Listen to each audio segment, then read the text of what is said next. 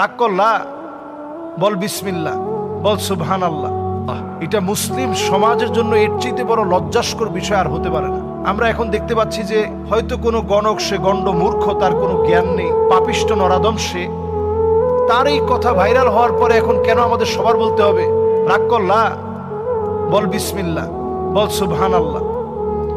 এই তার কথা মতো যারা এই জাতীয় আল্লাহ রাব্বুল আলামিনের এই পবিত্র বিসমিল্লাহর মতো বরকতি বিষয়, সুবহান আল্লাহর মতো দাড়িপাল্লা ভারী করে দেওয়ার মতো ওজন সম্পন্ন বিষয়কে নিয়ে যারা ট্রোল বানাচ্ছে, মাআযাল্লাহ, আমি বলবো খবরদার, এই জাতীয় ট্রোল আপনারা করতে যাবেন না।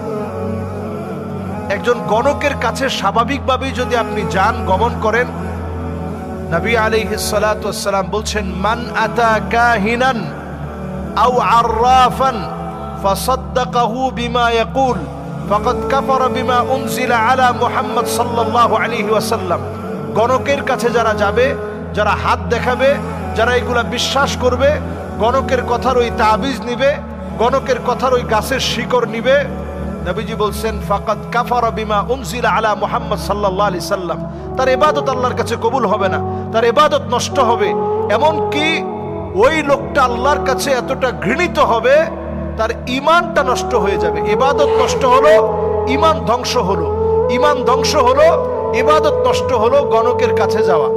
তা আমাদের দেশে দেখা যায় গণকরা অনেক দিন ধরেই এগুলো করে তেমন একটা তারা ভালো সুবিধা করতে পারছিল না। হঠাৎ করে তারা এই বিষয়টা কেমন করে অনলাইনে নিয়ে আসলো। আমরা দেখতে পাচ্ছি যেই ব্যবসাটাই ডাউন হয়ে যায়, ওইটা অনলাইনে নিয়ে আসলে হঠাৎ করে ওইটা আবার খুব ভালো মানুষের মনে সাড়া জাগে।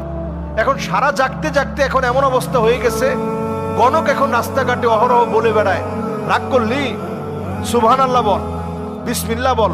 কথাটা ভালো লাগলো না খারাপ লাগলো? আপনি চিন্তা করেন, বিসমিল্লাহকে কেউ যদি বলে বসে যে বিসমিল্লাহ ভালো লাগে নাই, সুবহানাল্লাহ ভালো লাগে নাই, তৎক্ষণাৎ ওই লোকটা কাফের হয়ে যাবে।